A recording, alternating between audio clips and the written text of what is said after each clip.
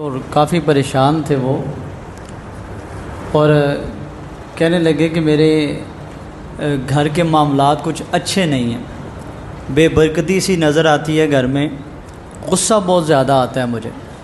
گھر کے کتنے افراد ہیں؟ کہنے لگے کہ جی 8 بچے اللہ نے دیے ہیں، تو معاملات میرے میں نے ان سے ایک ہی سوال کیا، میں نے کہا جی مجھے یہ بتائیں کہ 8 بچے اللہ تعالیٰ نے آپ کو دیے ہیں، اور جو بڑے بچے ہیں آپ کے، ان کو کتنے بچوں کو آپ نے قرآن پاک پڑھایا ہے؟ انتہائی افسوس والی بات یہ ہے، انہوں نے کہا جی ایک بچہ بھی ان میں سے قرآن پاک پڑھا ہوا نہیں ہے،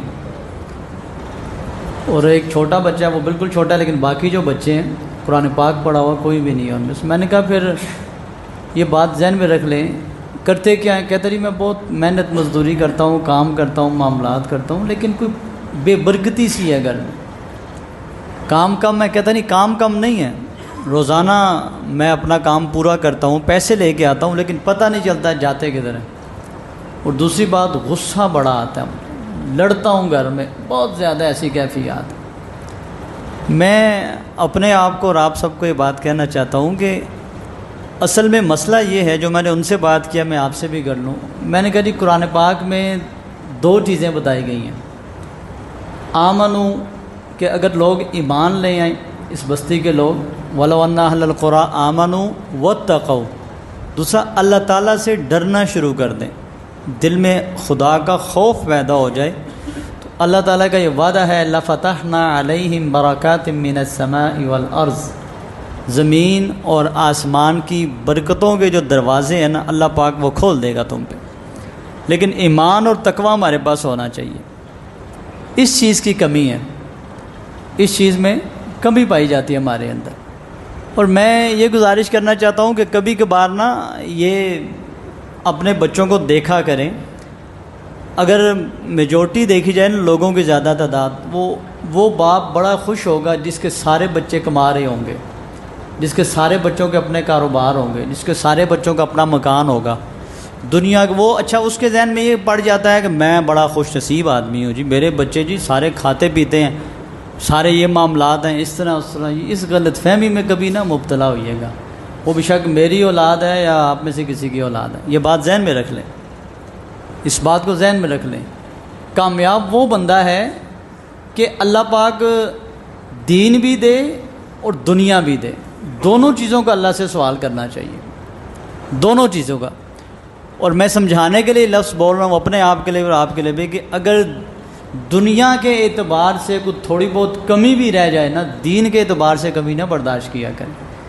میں نہیں کہتا کہ سارے حافظ قرآن ہو جائیں یا عالم دین بن جائیں، ایسا ممکن ہی نہیں ہے، لیکن کم از کم مرنے سے پہلے مجھے اتنا ضرور پتہ ہو کہ میں اپنے پیچھے جو بچے چھوڑ کے جا رہا ہوں یہ 5 وقت کے نمازی ہیں، یہ میں جو بچے چھوڑ کے جا رہا ہوں انہیں اپنے فرائض کا پتہ ہے، انہیں طہارت کا پتہ ہے، انہیں غسل کا پتہ ہے، یہ روزے رکھنے والے بچے ہیں۔ یہ اگر میں مر جاتا ہوں تو اگر میری یہ خواہش میں وصیت کر جاؤں کہ ابھی میرا جنازہ مولوی صاحب نہ پڑھائیں، آپ میں سے کسی نے پڑھانا ہے، تو مجھے سکون اور تسلی ہونی چاہیے کہ انشاءاللہ میرے بچوں میں سے بچے ایسے ہیں جو میرا جنازہ بھی پڑھا سکیں گے۔ سمجھیں ان باتوں کو، مولوی صاحب کی کیا بات ہے، میں معذرت کے ساتھ یہ بات کر رہا ہوں، ہمارا اپنا شعبہ ہے یہ۔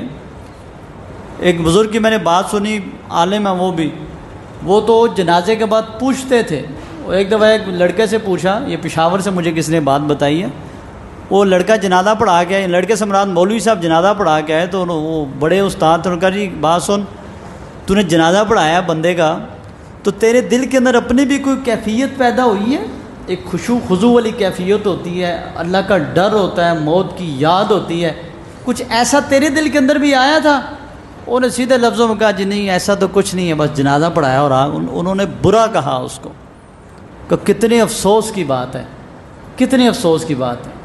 یاد رکھ لیجئے گا، میں اپنے بارے میں کہہ رہا ہوں، ایمان کی کیفیات نا ایسے اوپر نیچے ہوتی ہیں، میری بھی اور آپ سب کی بھی۔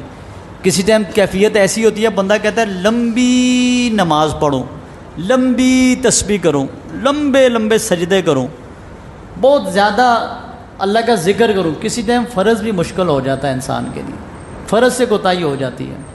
لیکن یاد رکھیے گا جو کیفیت مرنے والے کا پیچھے بیٹا ہے نا جی، جس درد سے وہ جنازہ پڑھا سکتا ہے وہ دوسرا بندہ نہیں پڑھا سکتا. بہت کم ایسی حالت ہوتی ہے، بہت کم ایسی کیفیات ہوتی ہیں. تو کوشش کیا کریں کبھی کبھی. آخری بات یہ ہے کہ الگ ہو جایا کریں سب سے. حضور نبی کریم صلی اللہ علیہ وسلم کے بارے میں آتا ہے، امہات المومنین کہتی ہیں کہ ادھر جب اذان کی آواز آتی نا، نبی صلی اللہ علیہ وسلم بات کر رہے ہوتے، ہمارے ساتھ بیٹھے ہوتے، معاملات ہوتے، اٹھ کے ایسے الگ ہو جاتے تھے جیسے ہمیں جانتے ہی نہ ہو، کوئی تعلق ہی نہ ہو ہمارے ساتھ. تو انسان اکیلا آیا، اس نے اکیلا واپس جانا ہے.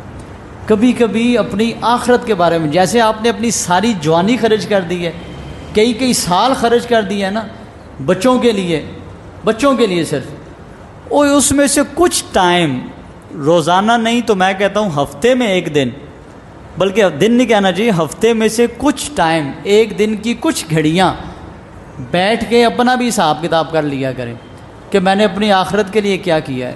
کیا کچھ میری خفیہ عبادت ہے، کوئی تھوڑے سے نفل ہے میرے پاس، کوئی تھوڑا سا درود شریف ہے میرے پاس، کوئی تھوڑے سے روزے ہیں میرے پاس، کوئی تھوڑا سا اللہ کے نام پہ دیا ہوا میرے پاس ہے، جو مرنے کے بعد کیا پتہ پیچھے اولاد کیا کرے گی، کیا پتہ آپس میں لڑیں گے یا کیا معاملات ہوں گے ان کے. یہ اس طرح کا جائزہ لے لیا کریں. کیا کبھی تھوڑا سا میں تنہائی میں بیٹھ کے مجھے رونا بھی آیا ہے؟ کتنے دن ہو گئے میں نہیں رویا.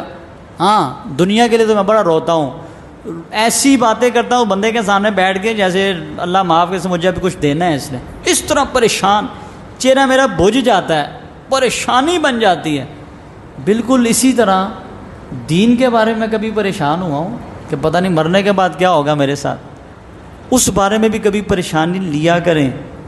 اور اس بارے میں پریشانی یہ ہے کہ اپنے آپ پہ کچھ سختی، کچھ اولاد پہ سختی، کچھ گھر والوں پہ، نماز روزہ قرآن پاک کی سختی، پابندی، تلاوت کا جائزہ لینا، اپنی نمازوں کا جائزہ لینا، اپنے رونے کا جائزہ لینا کہ کتنے عرصے سے میں نہیں رو سکا، کیفیت نہیں پیدا ہوئی.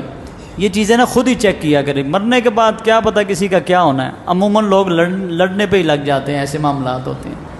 تو مجھے اور آپ کو اس کی بہت زیادہ فکر کرنی چاہیے. نبی صاحب فرمایا سمجھدار بندہ وہ ہے جو وقت سے پہلے اپنا محاسبہ کر لے، اور وہ محاسبہ ہم نے دنیا کی زندگی میں ہی کرنا ہے. اس کی مجھے بھی بہت زیادہ ضرورت ہے اور آپ کو بھی. اللہ تعالیٰ عمل کی توفیق عطا فرمائے.